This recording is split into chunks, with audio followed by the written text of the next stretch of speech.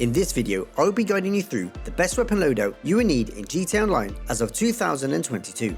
I will be giving my own ratings based on my near 8,000 hours of playing time and experience, as well as listing their pros and also their cons. This will set you up to face any challenge thrown at you, from fighting tryhards to completing heists or just making money. So without further ado, let's get to it. You first need to know how to customize your weapon loadout. I'm sure, like me, you probably bought or unlocked a ton of weapons that you simply never use, so they end up just clogging up your weapon wheel and slowing you down. To customize your loadout, you need to have a gun locker. You can buy a gun locker in the facility, bunker, CEO office, MOC, MC clubhouse, arcade and agency. From here you can choose to hide or show which weapons you would only like to appear in your weapon wheel for your everyday playing. If you now go into your interactions menu and inventory, you can choose to enable or disable this loadout. Annoying as it is, weapons loadout is disabled when taking on some heists. So now you know how to do it, let's look at what weapons you need. First up in handguns is the AP pistol. This is easily the king of handguns, and for a very good reason. Its fire rate and ease of use makes it by far the best gun to use while driving in a vehicle or on a bike. It can be equipped with a suppressor too, making it the #1 weapon for the Cape Rico weapons mission.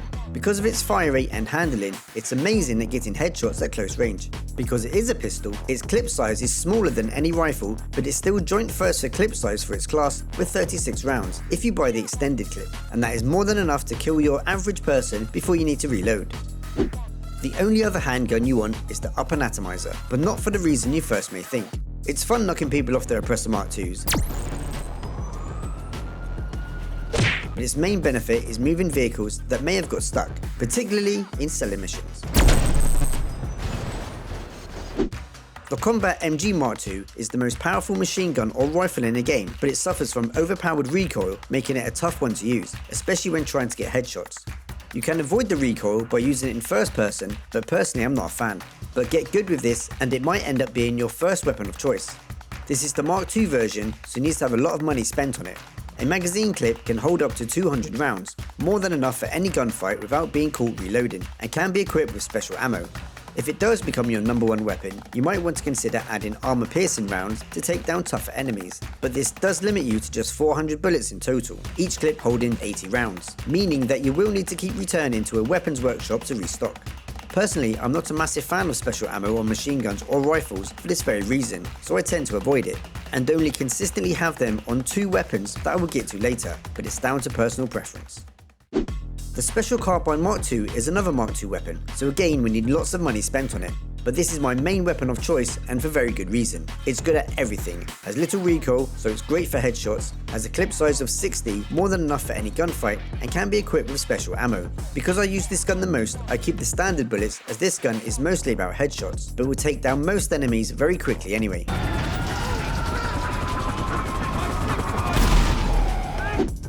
An alternative to the Special Carbine is the Heavy Rifle. It has slightly higher damage and is another good all-rounder. It feels good and accurate to use, but as it's not a Mark II, you don't have the option of the special ammo.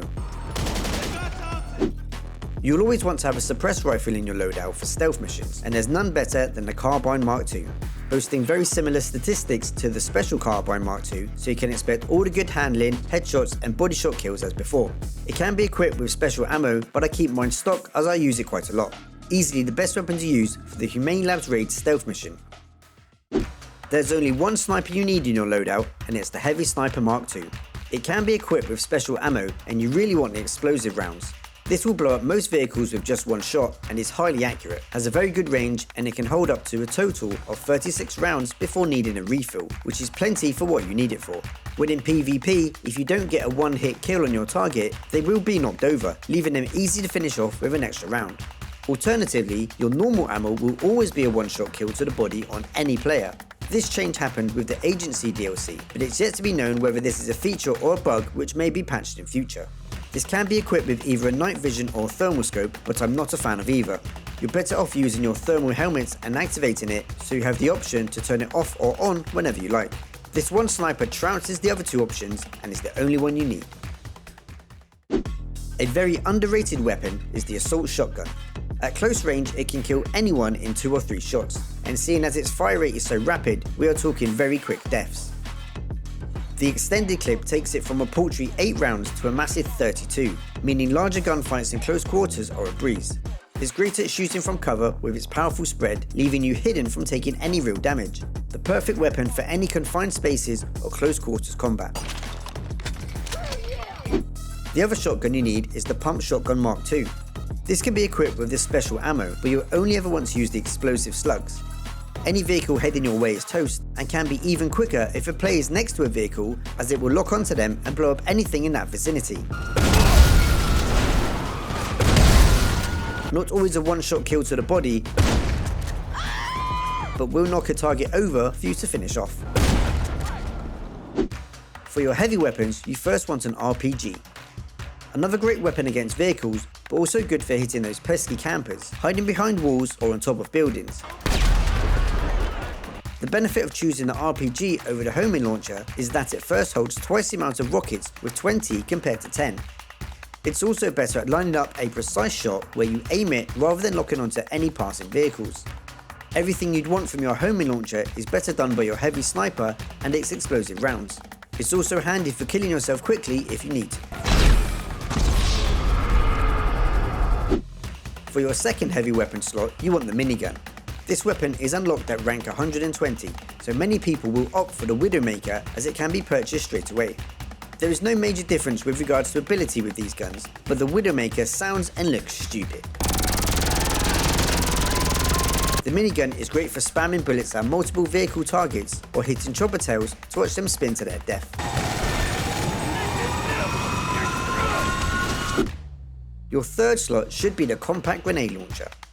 This beats the standard grenade launcher because it has the same ability but has twice the capacity, holding 20 instead of 10 grenades, and can also be used while riding a bike. It's unique in the way that its grenades can bounce off walls to hit targets hiding in hard to reach places, and also means you being out of harm's way. There are only 2 explosives you need, one being a sticky bomb.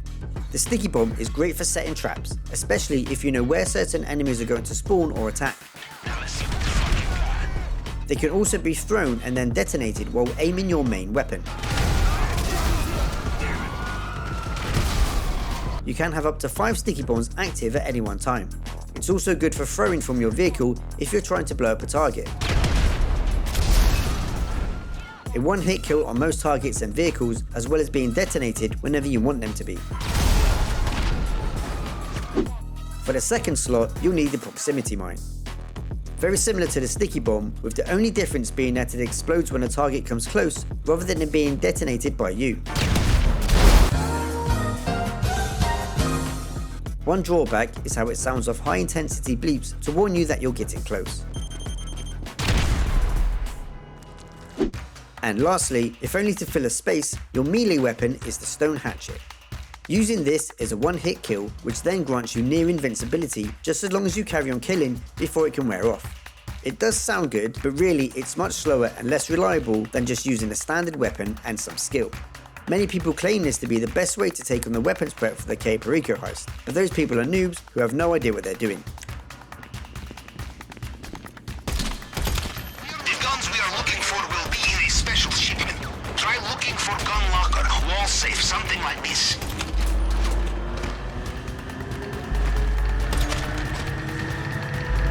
The stone hatchet can only be unlocked by completing the bounty target challenge sent to you by Maud. My everyday starting loadout when I first join a lobby looks like this. I have the AP pistol, the Combat MG Mark II, Special Carbine Mark II, Heavy Sniper Mark II with explosive rounds, Assault Shotgun, RPG, and sticky bombs. If you have any other tips you think I missed, or you're angry that you're a stone hatchet user and you want to moan about me calling you a noob, then just let me know in the comments. So if you found this video useful, please drop it a like and maybe consider subscribing for more.